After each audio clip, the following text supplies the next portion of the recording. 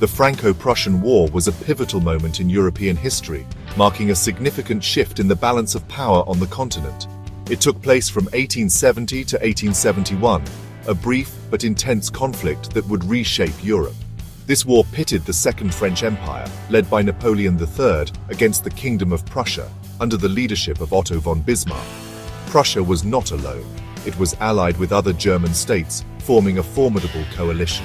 Tensions had been brewing for years, fueled by political rivalries and nationalistic fervor. The immediate cause of the war was a dispute over the Spanish succession. France feared Prussian encirclement, which would threaten its influence in Europe. Prussia, on the other hand, sought to unify the German states under its leadership, a vision championed by Bismarck. The war had far-reaching consequences, altering the political landscape of Europe for decades to come. It resulted in the fall of the Second French Empire, a dramatic collapse that shocked the world. It led to the unification of Germany under Prussian hegemony, a momentous event proclaimed at the Palace of Versailles. The conflict also had a profound impact on the balance of power in Europe, setting the stage for future alliances and conflicts. It ushered in a period of German dominance, with Kaiser Wilhelm I at the helm of the newly unified nation. France entered the war with a sense of overconfidence, believing in the superiority of their military forces. They believed in the superiority of their army, a belief that would soon be tested on the battlefield. However, the Prussian army was better organized, with superior strategic planning and coordination. Prussia had superior military technology, including the Dreiser needle gun, which gave them a significant advantage. This breech-loading rifle had a faster rate of fire than French rifles, making it a formidable weapon in combat. Prussian artillery was also more advanced, providing superior firepower and range on the battlefield. The key players in the Franco-Prussian War were all giants of their time, each leaving an indelible mark on history. Their decisions not only shaped the conflict, but also had far-reaching consequences that echoed through the years. On the French side, Emperor Napoleon III hoped to shore up his flagging popularity with a decisive victory, believing that a successful military campaign would restore his waning influence. He personally led the French army, a decision that would prove disastrous as it exposed his lack of military acumen. Alongside him stood Marshal Patrice de MacMahon, a seasoned veteran of the Crimean War and the Italian War of Independence, whose experience was invaluable but ultimately insufficient. On the Prussian side, the cunning Otto von Bismarck, Minister-President of Prussia, orchestrated the diplomatic moves that isolated France, ensuring that no other European powers would come to its aid. He understood the importance of public opinion and skillfully manipulated events to garner support for the war, turning the tide of sentiment in favor of Prussia. Leading the Prussian army was Field Marshal Helmuth von Moltke the Elder, a brilliant strategist known for his meticulous planning and his mastery of railroad logistics, which revolutionized military mobilization. His innovative use of railroads allowed Prussia to mobilize its forces with remarkable speed and efficiency, giving them a significant advantage over the French. The Franco-Prussian War was a series of humiliating defeats for the French.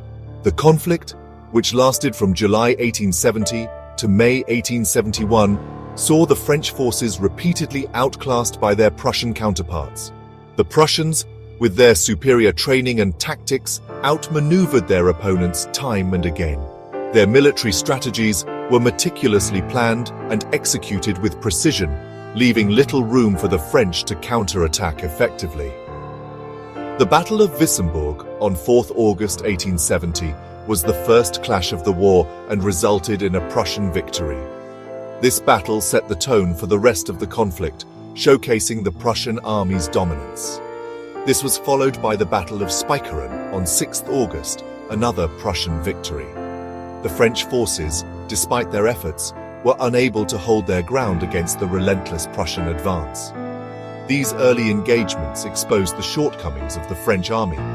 Their lack of coordination and outdated tactics were no match for the well-organized and modernized Prussian forces.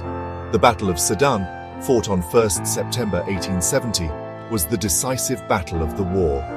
It was here that the French hopes of turning the tide were utterly crushed. The Prussians, led by Moltke, surrounded the French army, capturing Napoleon III and over 100,000 soldiers. This monumental victory was a turning point, effectively ending the French resistance. This crushing defeat sent shockwaves through France and sealed the fate of the Second Empire. The news of the surrender spread quickly, leading to widespread despair and the eventual collapse of the French government. The Battle of Metz, which ended on 27th of October 1870, saw the surrender of another large French army under Marshal Bazaine. This further solidified the Prussian victory and marked the end of major French military operations in the war. Section 4. The Siege of Paris and the Rise of the Third Republic. The defeat at Sedan marked a turning point in the war.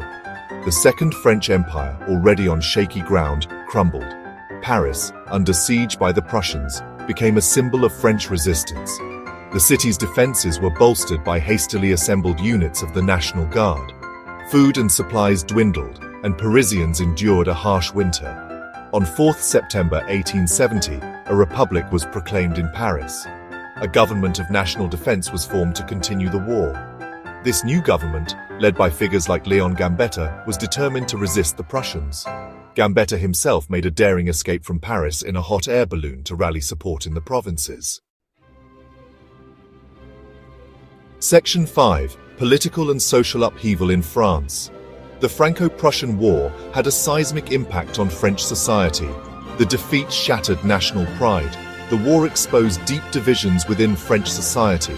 The loss of Alsace-Lorraine to Germany created a sense of resentment that would fester for decades.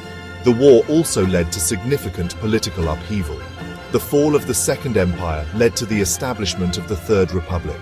This new republic was marked by instability in its early years. France underwent a period of soul-searching. The war also had a profound impact on French art and literature. It inspired a wave of patriotic and revanchist works.